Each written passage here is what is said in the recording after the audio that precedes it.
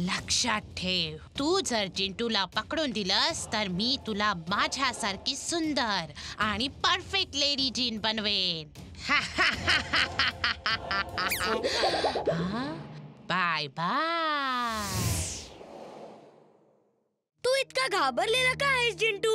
जादू करून तू तिकडून गायब का नाही झालास?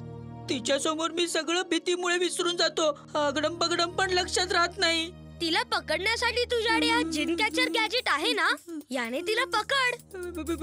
भीतीमुळे माझा आवाज निघत नाहीये. तिला कसं पकडू? ती कधीही कुठेही जाऊ शकते. तिला जिनला घाबरवून त्याची पॉवर खेचून घेण्यात मजा येते. जिन जेवढा जास्त घाबरलेला असेल तेवढी जास्त पॉवर ती खेचून घेईल. मी तर लपतो. वीर, जिंटू कुठे आहे? त्याच्यासाठी मी पाणीपुरी बनवली आहे. नाही माहिती तो कुठे आहे आजोबा. अरे, तुझा मित्र आहे आणि तू म्हणतोस तुला माहित नाही? लवकर बोलव त्याला. हे जिंटूला इतक्या प्रेमाने का बोलवतायत?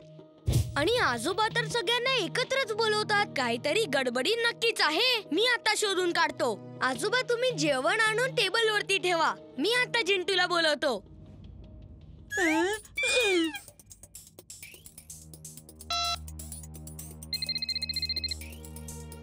हॅलो आजोबा, तुम्ही कुठे आहात?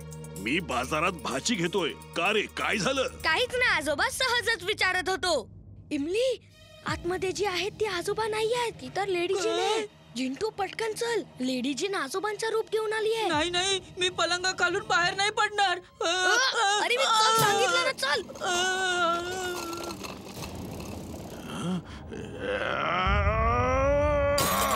चिंटू,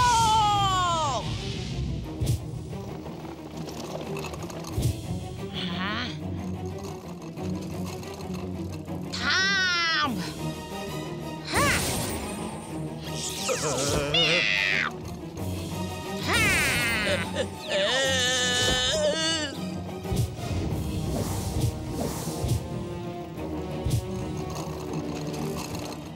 हा उंदीर दमशराज खेळतोय.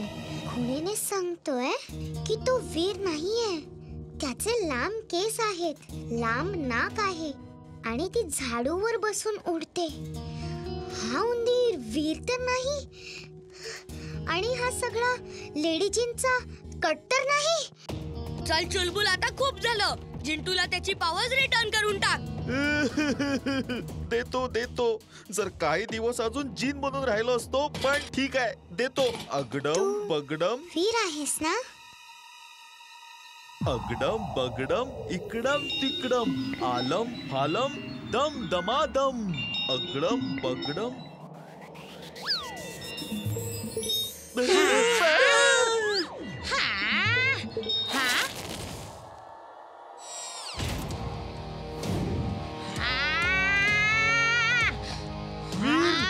हा तू आहेस?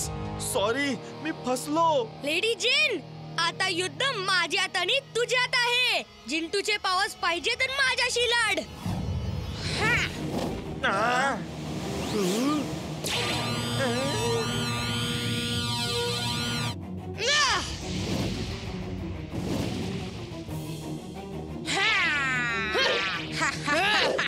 वीर, तू माझ्या विरुद्ध जिंकू नाही शकत. आधी मी तुला संपवेन आणि मग चिंटूची बारी.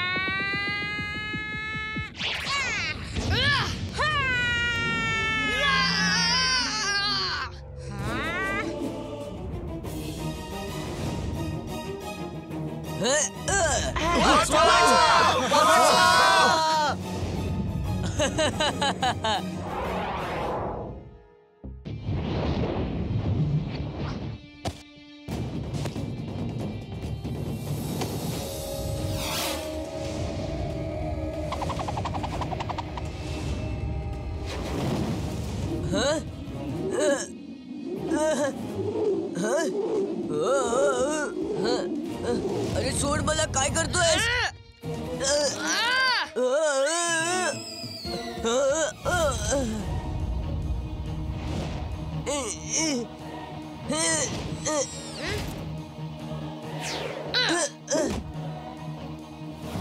हे घे.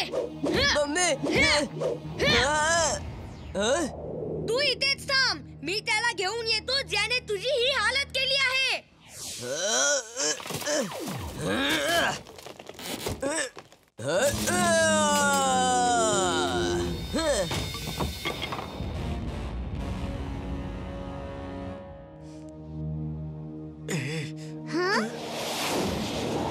इमली, जिंटू सापडला की नाही? त्यालाच आम्ही शोधतोय. रोबोबॉय तो जायंट मुक्त झालाय. त्यांनी सगळ्या दोऱ्या तोडून टाकल्या. तो सगळं काही उद्ध्वस्त करतोय. काहीतरी कर रे. इमली, चुलबुल, तुम्ही कसं पण करा, जिंटूला शोधा. मी बंटीला सांभाळतो. ठीक आहे.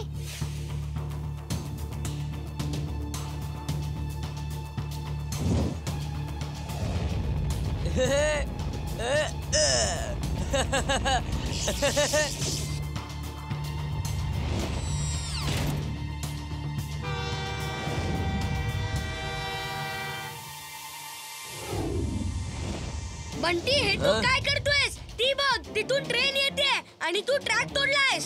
ट्रेनला मी वाचवीन, तुझी काही गरज नाहीये. चल.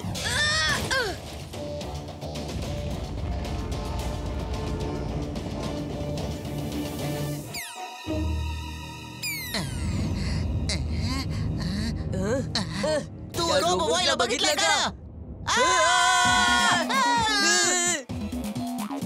हा रोबोबॉय तर माझ्याशी घाबरून पळतोय ना, मग मी का घाबरू? तो रोबोट तर मला पाहून धावत आहे, तर मी का धावू?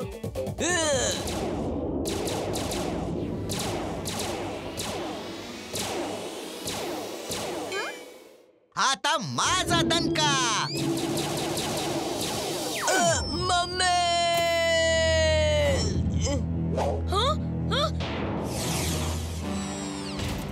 तुझी हाऊस काही वागतच नाही. घे, इथं मार मार, इथंच मार.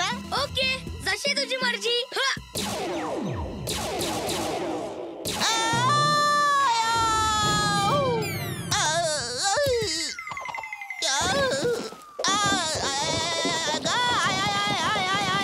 बॉस, ही लय चिटिंग आहे बॉस. तुला लाइटनिंग सूट दिलाय, त्याचा तू वापर का नाही करत आहेस? सॉरी बॉस, विसरलोच होतो. आता लगेच करतो.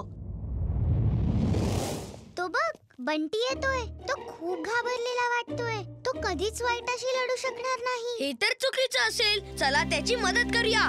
त्याला सांगा घाबरू नकोस आणि फाईट कर. मी गपचूप त्याची मदत केली तर त्याची हिंमत वाढेल आणि कदाचित मग तो सुधरेल. याच्यानी तो नेहमी चांगल्याचा साथ देईल आणि दृष्टांशी लढेल. बंटी, तू एवढा घाबरतोयस कशाला? हे चांगलेपणाचा साथ देणं आणि वाईट गोष्टींशी लढणं मला खूप भारी पडत आहे. हा रोबोबॉयचा सूट सुद्धा नाही उतरत आहे. तो मला रोबोबॉय समजून खूप मारत आहे. घाबरू नको बंटी, तो नक्की जिंकशील. मला पूर्ण विश्वास आहे. जा आणि लढ. या वेळ तू वाचणं अशक्य आहे रोबोबॉय.